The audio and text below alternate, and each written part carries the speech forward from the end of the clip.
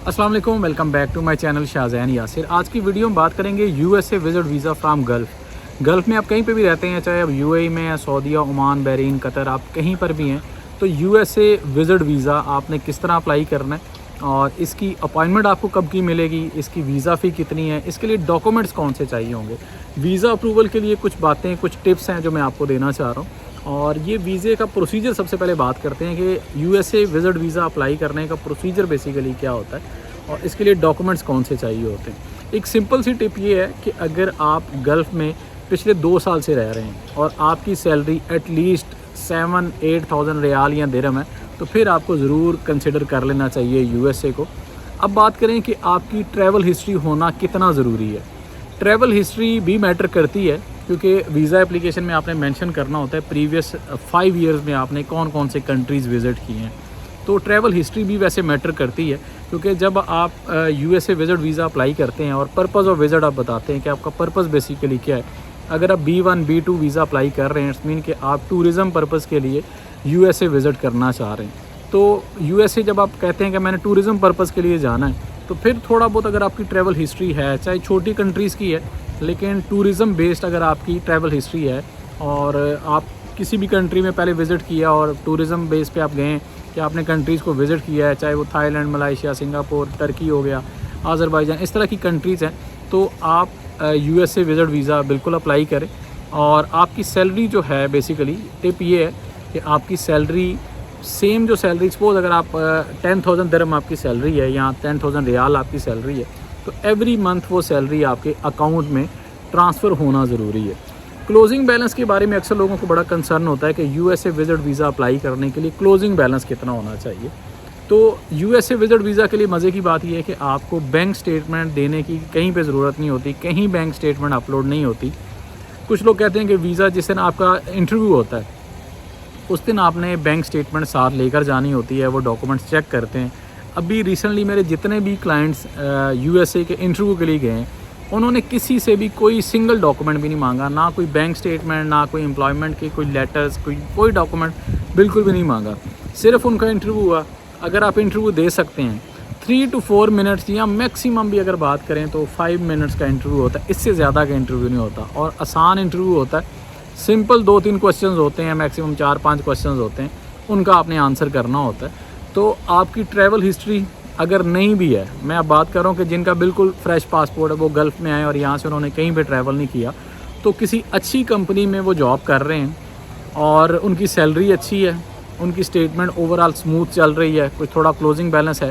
Closing balance होना इसलिए ज़रूरी होता है कि जब आप मेंशन करते हैं कि मैंने टूरिज़म के लिए जाना है तो वो सारी चीज़ें ऑटोमेटिकली वो खुद चेक कर लेते हैं कि आपके पास कितना बैलेंस है, आपके अकाउंट में इस टाइम पे कितना बैलेंस मौजूद है, क्या आप एलिजिबल हैं या आप ये चीज़ें अफोर्ड कर सकते हैं। अगर आपका वीज़ा आपको ग्रांट किया जाए तो आपने अगर प्लान दिया है 15 डेज़ का या 10 डेज़ का, तो क्या आप ये सारी चीज़ें या अपने जो एक्सपेंसेस हैं इनको मैनेज कर सकते हैं। तो अगर आप अपने एक्सपेंसेस को मैनेज कर सकते हैं तो उसके लिए आपके पास एक अच्छा क्लोजिंग बैलेंस होना ज़रूरी है। अब क्लोजिंग बैलेंस कितना होना चाहिए, तो एक रफली वैसे मैं आपको बता देता हूँ कि एटलीस्ट 20,000 रियाल या दिरहम इतने आपके अकाउंट में, तो ये मिनिमम है, बिल्कुल मिनिमम मैंने आपको बताया क्योंकि मुझे याद है कि इतने बैलेंस पर भी एक मेरे क्लाइंट उनका वीज़ा अप्रूव हुआ था यूएसए का और 5 ईयर मल्टीपल एंट्री वीज़ा उनका अप्रूव हुआ था।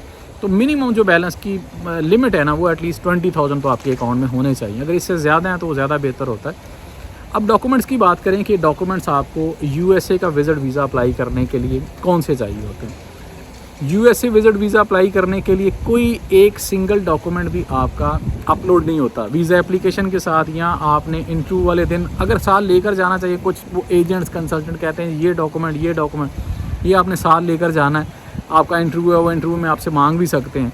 कुछ 10 में से मेरा नहीं ख्याल कि किसी 2 लोगों से, कोई एक बंदे से शायद उन्होंने डॉक्यूमेंट मांग लिए और तो वो बात बन जाती है कि जी आपने डॉक्यूमेंट्स साथ ज़रूर लेकर जाने, अपना एम्प्लॉयमेंट लेटर लेकर जाएँ, अपना NOC लेकर जाएँ। तो डॉक्यूमेंट्स एज सच ज़रूरत नहीं होते यूएसए का विजिट वीज़ा अप्लाई करने के लिए। तो उसके लिए जो आपकी डिटेल्स फिल होनी होती हैं DS 160 फॉर्म में, तो आपकी जॉब से रिलेटेड आपके पासपोर्ट का नंबर चाहिए, इसके अलावा आपके पासपोर्ट की एक्सपायरी, आपका CNIC, वो सारी चीज़ें जितनी भी डिटेल्स हैं उसके अंदर वो मेंशन करनी होती हैं। तो डॉक्यूमेंट एज सच मतलब फ़िज़िकल फॉर्म में आपके पास कोई डॉक्यूमेंट नहीं होना चाहिए कि ना आपने इसके साथ को अपलोड करना होता। जस्ट एग्जांपल के लिए बता रहा हूँ कि जैसे UK का वीज़ा है, तो उसके लिए सारे डॉक्यूमेंट्स आपके पास मौजूद होने चाहिए। जब वीज़ा एप्लीकेशन आपकी कंप्लीट होती है तो सारे डॉक्यूमेंट्स आपने वीज़ा एप्लीकेशन के साथ अपलोड भी करने होते हैं। लेकिन यूएसए के केस में ऐसा बिल्कुल भी नहीं है। सिंपल सिनेरियो है, बिल्कुल मैं सिंपल करके समझा रहा हूँ कि आपकी जॉब यूएई में है, सऊदीया में या गल्फ़ में कहीं पे भी है, एटलीस्ट 2 साल पुरानी हो। उसके अलावा आपकी सैलरी अच्छी सैलरी हो, जिससे ये जस्टिफाई हो सके कि ये बंदा यूएसए विज़िट करने के लिए आ रहा है, तो विज़िट के एक्सपेंसेस को ये मैनेज कर लेगा। उसके लिए एक अच्छा क्लोजिंग बैलेंस आपके पास होना ज़रूरी है। और एक अच्छी कंपनी में आपकी जॉब होनी चाहिए जिसको वेरीफाई अगर करना चाहें तो वेरीफाई हो भी सके। कुछ लोग ऐसे भी होते हैं कि जो सपोज मैं सऊदीया का बताता हूँ कि सऊदीया में आते हैं, अकामा उनका किसी और प्रोफेशन का होता है, जॉब वो कोई और कर रहे होते हैं, तो ऐसी सिचुएशन में वीज़ा लगना आलमोस्ट इम्पॉसिबल ही होता है। तो सिंपल, अगर आपकी जॉब चल रही है उसी कंपनी में, उसी कंपनी के अकाउंट से आपके अकाउंट में सैलरी ट्रांसफ़र हो रही है, तो फिर एक अच्छा सिनेरियो बनता है जिस पे वीज़ा अप्रूवल के चांसेस होते हैं।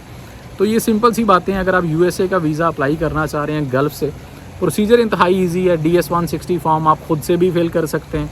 उसको फिल करना है, सारी चीज़ों का आपने अपने बारे में बताना है, पूरी इन्फॉर्मेशन आपने देनी है और किसी किस्म का कोई झूठ नहीं आपने बोलना। जो आपका रियल टाइम सिनेरियो चल रहा है वही आपने DS-160 में बताना है। और उसके बाद आपने वीज़ा फ़ी पे करनी है। वीज़ा फ़ी भी बहुत मुनासिब वीज़ा फ़ी है, जैसे बाकी कंट्रीज़ की वीज़ा फ़ी है, इसमें यूएसए की वीज़ा फ़ी काफ़ी कम है। और इसके अलावा अपॉइंटमेंट, गल्फ़ में आप कहीं से भी हैं, अपॉइंटमेंट का कोई इशू नहीं होता। आप पाकिस्तान वाले भी मेरी वीडियो देख रहे होंगे, पाकिस्तान में अपॉइंटमेंट लेना सबसे मुश्किल काम हो गया हुआ है, यूएसए की स्पेशली अपॉइंटमेंट। अभी अगर आप वीज़ा अप्लाई करते हैं यूएसए का, पाकिस्तान की बात कर रहा हूँ, अगर पाकिस्तान से अभी अगर आप वीज़ा अप्लाई करते हैं, वीज़ा फ़ी पे करते हैं और अपॉइंटमेंट आप सेलेक्ट करने की कोशिश करते हैं, तो नेक्स्ट ईयर की मई और जून की अपॉइंटमेंट्स इस टाइम पे अवेलेबल हैं। मतलब 1 साल बाद की अपॉइंटमेंट शो हो रही होती हैं, फिर उनको रीस्केड्यूल करना पड़ता है अर्ली अपॉइंटमेंट पे। तो गल्फ़ में ये वाला प्रॉब्लम नहीं है। जब आप वीज़ा अप्लाई करते हैं और सेम उसी वीक की भी अपॉइंटमेंट आपको मिल सकती है। मैक्सिमम जिस मंथ में आप अप्लाई कर रहे हैं उसी मंथ की अपॉइंटमेंट्स आपको ईज़िली अवेलेबल होती हैं। तो अपॉइंटमेंट का कोई मसला नहीं है, कोई एक्स्ट्रा से चार्जेस आपने नहीं पे करने अपॉइंटमेंट के लिए किसी को भी, कि हम आपको अर्ली अपॉइंटमेंट ले देते हैं। सिर्फ आपने एक वीज़ा फ़ी पे करनी है, या आप जिस कंसल्टेंट से अपना काम करवा रहे हैं उसको आपने उसकी कंसल्टेंसी के चार्जेस पे करने हैं। इसके अलावा कोई फ़ी आपने किसी को नहीं पे करनी। तो ये सिंपल सी टिप्स हैं, सिंपल सी बातें हैं। डॉक्यूमेंट्स की कोई ख़ास रिक्वायरमेंट नहीं है, सिंपल सा प्रोसीजर है। वीज़ा एप्लीकेशन फ़िल करें, उसको सबमिट करें, वीज़ा फ़ी पे करें और अपॉइंटमेंट लें। और अपॉइंटमेंट पे जाके आपने इंटरव्यू देना होता है। बस इंटरव्यू की आपने तैयारी थोड़ी सी अच्छी करनी है, ताकि जो क्वेश्चन वो आपसे कर रहे हैं उसके लिए टिप ये है कि जो आपने इन्फॉर्मेशन अपनी मेंशन की है DS-160 फॉर्म में, उसी से रिलेटेड ही आपने आंसर देना। ये ना हो कि आपने DS-160 फॉर्म में लिखा है जी मैं 10 डेज़ के लिए विज़िट करूँगा, और वो वीज़ा ऑफिसर आपसे पूछता है कि जी आपने यूएस से कितने दिन के लिए जाना है, तो वहाँ पे आपको याद ही ना हो कि मैंने क्या लिखा था, तो आप कहें जी मैंने मंथ के लिए जाना है या 15 डेज़ के लिए जाना है। तो वही जो इन्फॉर्मेशन आपने DS-160 में मेंशन की होगी वही आपने इंटरव्यू में भी बताना होता है, अपनी जॉब के बारे में भी, अपने ट्रैवल प्लान के बारे में भी, और कहाँ पे आपने विज़िट करना है। क्योंकि पर्पज़ ऑफ विज़िट आपसे वो पूछते हैं कि जी आपका पर्पज़ ऑफ विज़िट क्या, आपने यूएस से आके क्या देखना है, कौन से सिटी विज़िट करने हैं, तो वो सारी चीज़ें आपने DS-160 के अंदर आपने मेंशन की होती हैं, तो वही आपने ड्यूरिंग इंटरव्यू भी बतानी होती हैं। तो ये थी जी आज की वीडियो यूएसए विज़िट वीज़ा के बारे में। वीडियो बनाने का मकसद बेसिकली ये था कि आपको अवेयरनेस होनी चाहिए कि जब आप यूएसए का विज़िट वीज़ा अप्लाई कर रहे हैं तो किसी के कहने पे डॉक्यूमेंट्स गैदर करने की कोई ज़रूरत नहीं है। जी मुझे वो फ़लाँ कंसल्टेंट ने कहा जी ये डॉक्यूमेंट्स लेकर आओ तो फिर तुम्हारा वीज़ा अप्लाई होगा, और तुमने इतने पैसे देने हैं और फिर तुम्हारा वीज़ा अप्लाई होगा। बहुत मिनिमम से चार्जेस होते हैं वैसे यूएसए विज़िट वीज़ा अप्लाई करने के भी।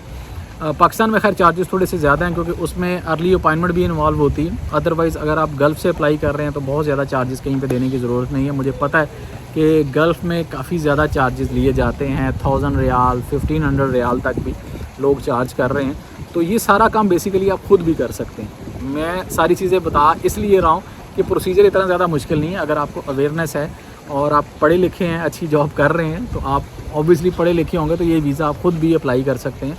और सिंपल सा प्रोसीजर है, वीज़ा फ़ी भी आप अपने कार्ड से इजीली पे कर सकते हैं, और उसके बाद आप इंटरव्यू पे जाके आप अपना इंटरव्यू देंगे तो आपको वीज़ा ग्रांट हो सकता है। ये थी जी आज की वीडियो। होपफुली आज की वीडियो आपको इन्फॉर्मेटिव लगी होगी। इस तरह की इन्फॉर्मेटिव वीडियोस देखने के लिए चैनल को ज़रूर सब्सक्राइब कर दिया करें ताकि आने वाली वीडियोस आपको मिलती रहें। तो मिलते हैं नेक्स्ट किसी वीडियो में, तब तक के लिए अल्लाह हाफ़िज़।